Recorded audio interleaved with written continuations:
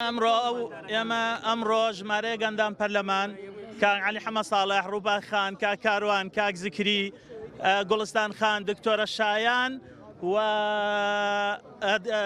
خاتوو ئاشنا تقریبا لەگەڵ مامۆستا عەلی حەمەد ساڵح 8 دەندان پەرلەمان ئامادە بووین.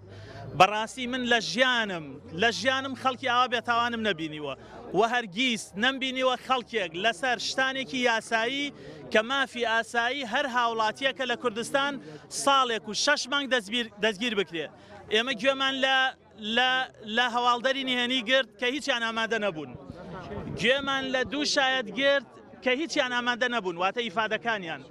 گوێمان لە ئیفادەی هەر 5 تۆمەتبارەکە کرد، هەر 5 گەنجە ئازادی خوازە ئینسانە پاکەکەی شیرازیە گرت، بچووکترین تاوانیتیانە بوو و تاکە تاوانێک هەیەە ئەوەیە کە لەسەر خۆپشاندانی شیرازیە گیراون و ئەوەیە گوایە گروپیان هەبووە لە واتسئەپ و لە ئینستاگرام و لە فەیسبوک، گوایە ڕەخنەیان گرتووە لە حکوومەت، گوایە دژی گەندەڵی بوون، گوایە دژی خراپەکاری بوون لە کاتێکە تەنانەت پەیجەکانیش ئامادە نەبوون.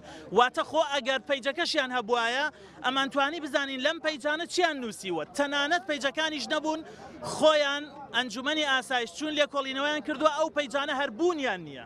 یعنی لەسەر 2 پەیج لە ئینستاگرام و فەیسبوک کە پەیجەکانیش بوونیان نییە، ئەم گەنجانە ساڵێک و 6 مانگە لە زیندانن و هەموو ئەو تۆمەتانی ڕوبەڕوویان نەکرایەوە ئەوەیە کە ویستویانە خۆپشاندان بکەن، ویستویانە یا هەوڵیانداوە خەڵک هان بن بۆی خۆپشاندان بکە و ناڕەزایی دەربڕێ بەرامبەر ئەم حکومەتە.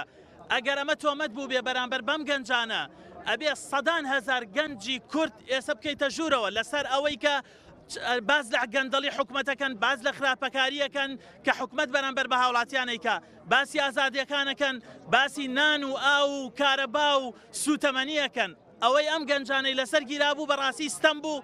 سوێند بەخوای گەورە، سوێند بەخوای گەورە، جارێکی تر سوێند بەخوای گەورە، ئەم 5 گەنجە کە 2 ساڵ سزا دران هیچ تاوانێکیان نەکردووە، هیچ خراپەیەکیان نەکردووە و ئینسانی پاک و گەنجی بێلایەن تەنانەت سەر بە هیچ حیزبێکی سیاسیش نین و بچووکترین بەڵگەنیە بچووکترین تۆمەتیان لەسەر ساق بکاتەوە.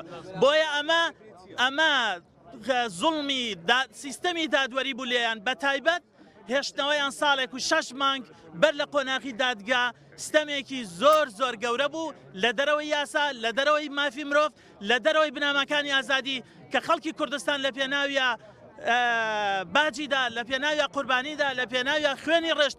ئەسڵەن ئێمە ڕاپەڕینمان بۆ ئەوە کرد ئینسان ئازاد بێ لە قسەکردن، نەوەکو تەنانەت بە تۆمەتی ئەوەی کە گوایە پەیجێکی لە فەیسبوک ویستێتی ڕەخنە بگرێ ساڵێک و 6 مانگ زیندانی بێ. زۆر سپاس.